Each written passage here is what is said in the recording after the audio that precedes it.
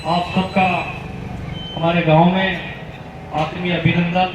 स्वागत, वंदन। जैसा कि भारत जोड़ो यात्रा पूरे देश में राहुल गांधी जी कन्याकुमारी से कश्मीर तक निकाल रहे हैं, निश्चित रूप से आप सब जानते हैं कि देश में भारत जोड़ो यात्रा का आखिर क्यों निकालना पड़ी, भारत जोड़ो यात्रा नाम क्यों दिया। जब से इस देश में नरेंद्र मोदी की सरकार आई है तब से लगा करके हम देखें तो लगातार हिंदू को मुसलमान से, दलित को स्वर्ण से, जाति जाति में लड़ाई झगड़े चल रहे हैं। स्थिति इतनी खराब हो गई है कि आदरणीय किशन लाल जी चौहान ने कहा कि इस देश में सुई नहीं बनती थी। हवाई जहाज के पुर्जे का निर्माण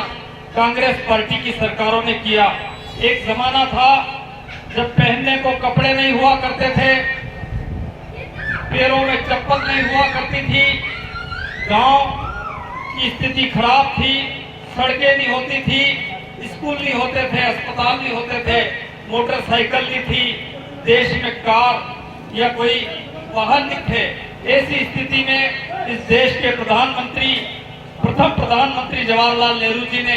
देश की बागडोर संभाली और इस देश को आधुनिक भारत का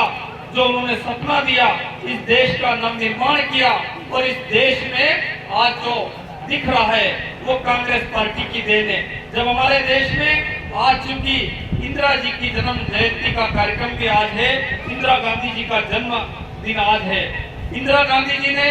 इस देश में हरित क्रांति के माध्यम से देश के किसानों के जो भंडार भरे, उसी का आज परिणाम है कि जो आज देश जो 136 करोड़ की आबादी होने के बाद भी